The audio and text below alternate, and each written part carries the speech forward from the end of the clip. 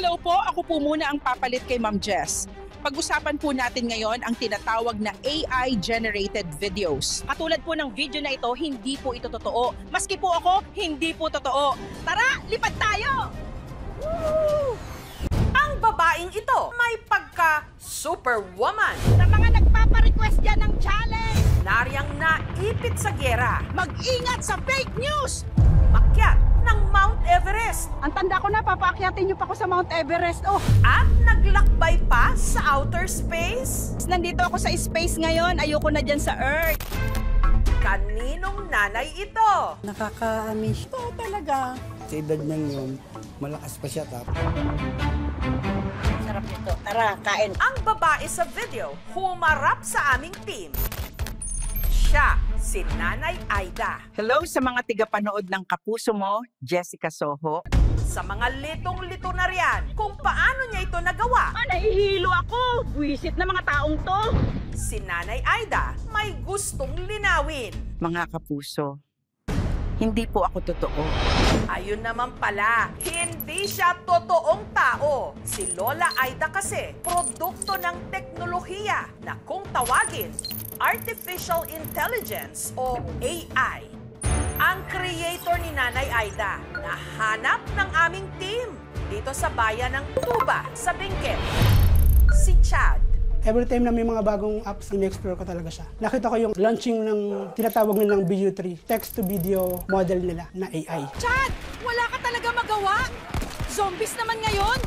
Si Chad, nagtatype lang ng prompt o instruction kung anong gusto niyang makita sa video. Ito po yung nagawa nating prompt. Ibibigay natin yung mga details or yung idea natin kung ano yung video scene na gusto natin. At nung pinindot niya ang Generate Video button, Guys, Nanay Aida here. Nasa KMJS na ako. Ako naman ang lumipad. Kung mapapansin natin, yung lumipad yung pronunciation niya. Ako naman ang lumipad. Medyo hindi maganda yung pagka-pronounce niya. Itatry natin mag-regenerate ng video. Hi guys, Nanay Aida here. Nasa KMJS na ako. Ako naman ang lumipad. Ako naman ang lumipad. Ako naman ang lumipad. at dahil posible raw na marami ang malilinlang ng mga AI-generated video, ang unang ginawa ni Chad, isang paalala sa mga netizen. Sinasabi ng character na isa siyang prompt lang at hindi totoo. Hindi ako tunay, maging mapanuri lagi. Salamat! Ang nasa isip ko kasi is to raise awareness sa mga tao. Hanggang sa naisipan niyang gumawa ng isang matandang AI character. Yung mga matatanda, sila yung isa sa mga madaling mapaniwala. Nakapanood ako sa Facebook, pampababa daw ng bills. Pinagalitan ako. Madali daw kasi akong maniwala. Kasi nga, hindi nga totoo. Hindi ito totoo, okay? Peke lahat ito! Si Chad ang gumawa ng prompt na to! Mag-ingat sa fake news! Napili ko yung pangalang Nanay Aida kasi yung first two letter nun is A tsaka I. Nag-stand din sa Artificial Intelligence. Wala akong kinuha ng muka para mabuo si Nanay Aida. Si Nanay Aida is purely AI prompt character. Hi guys! Ako pala si Nanay Aida. Nasa panahon ako ng mga dinosaur. Akala ko Jurassic Park.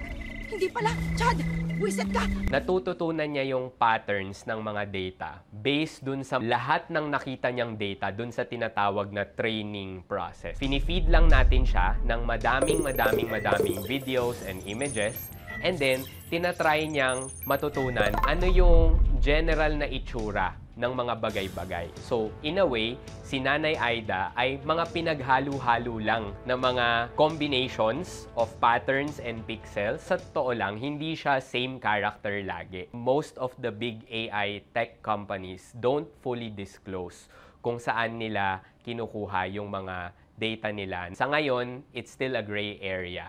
Mula noon, kung ano-ano na raw ang pinagawa ni Chad kay Nanay Aida. Kinoronahang Miss Universe. Nanay Aida from the Philippines. Ginawang tirata. Captain Aida! Sinabak sa NBA. Salamat kay General Manager Chad sa pag-draft sa akin. Nasaan si Chad? Naging higante. May bagong tinda si Nanay Aida. At pinagluto pa ng inihaw na cellphone at pritong tsinelas. Hindi na lang pamalo tong tsinelas, ipapakain ko na sa matitigas ang ulo. Gumawa ko ng mga extraordinary scene, mga hindi ka panipaniwala, para at least yung mga tao pag nanood, magko-question sila. Totoo ba itong nakikita ko? Hi guys! Ako na ngayon ang ulam. Malambot na ko, promise! Ang AI o Artificial Intelligence tumutukoy sa kakayahan ng isang computer, gadget o software na gayahin ang talino ng mga tao. Kaya nilang makipag-usap, makakilala ng imahe o hindi kaya gumawa ng mga video at litrato kapag pre-prompt ng tao. Gaya nga ng videos ni Nanay Aida na pumatok online. Nandito ako saglit sa pyramid. Dahil dito, maraming netizens na rin ang gumawa ng sarili nilang video ni Nanay Aida gamit ang AI. Nanay Aida, anong feeling na sikat ka na ngayon sa social media? Ha? Sikat? Eh di wow!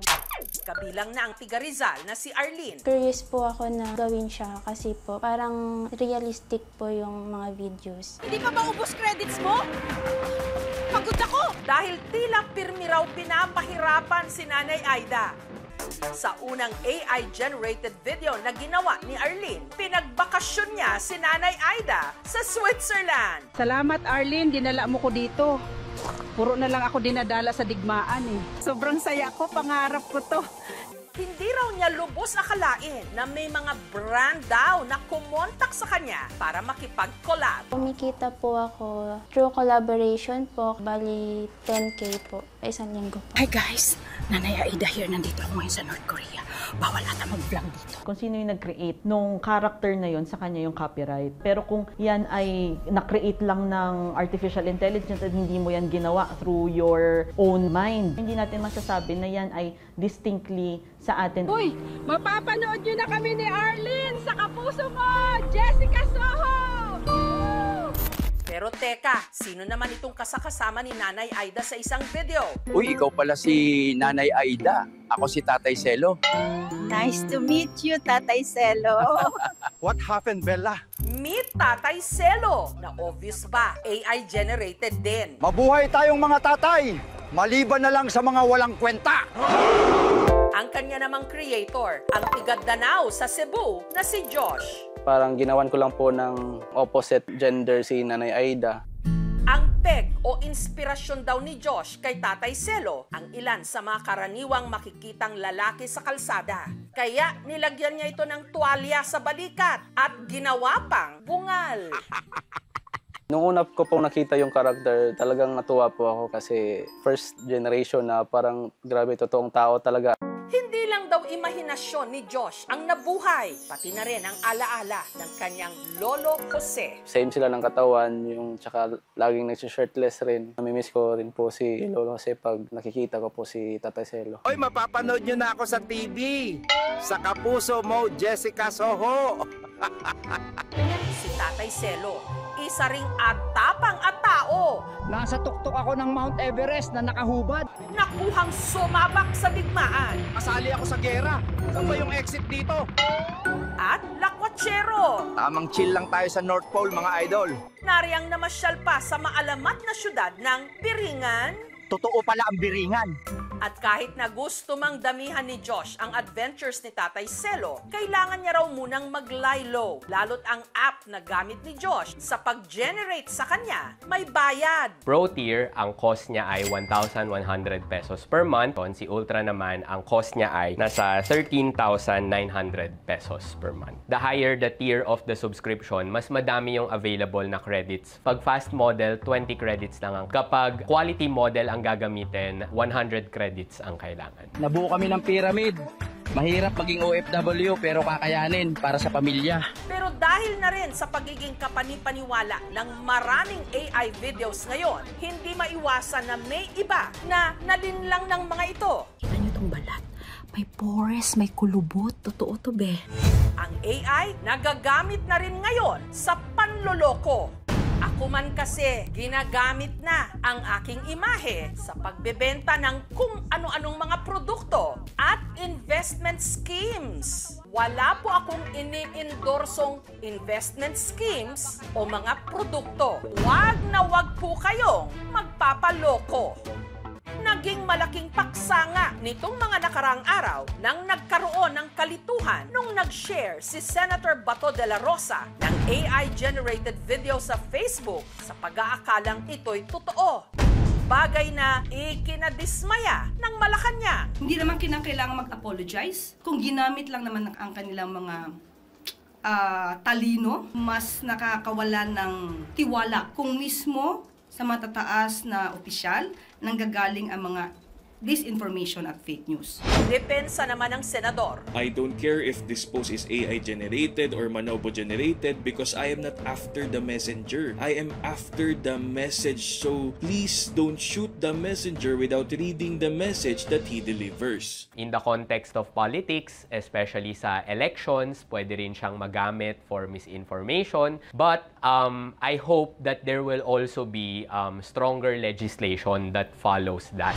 Sinubukan naming hinga ng pahayag ang Google Philippines tungkol sa issue pero tumanggi silang magpa-interview. Meron pa ring mga telltale signs na pwede kang tingnan para masabi mo na, medyo suspicious to, baka AI generated to. Kunyari, dun sa naging viral na video, pag tinignan mo yung background, Philippines dapat yung setting, pero merong tuktok dun sa background, no? Wala naman tuktok sa Pilipinas. Usually, yung makikita mong text is walang sense or gibberish yung lumalabas. Grabe, di ako makapaniwala. Kapag papasalitain mo yung characters dun sa video mo, kailangan yung bibig niya tugma dun sa sinasabi niya.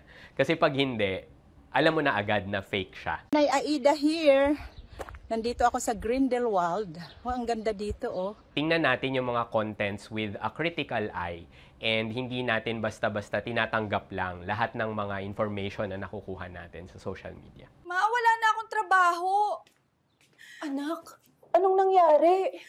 May AI na po, Ma. Hindi natin dinideny that AI will cause disruptions in the industry and in the workplace. But I also think that AI will also create new types of jobs. Huwag natin abusuhin yung capabilities ng ganitong technologies, lalo na kung alam natin na makakasakit tayo ng ibang tao. Hindi rin tama na maging over-reliant tayo sa mga technologies na ito. Kasi kahit magaling sila, pwede silang magkamali. Sa panahon ng AI, kahit hindi totoong tao, pwedeng magpatawa.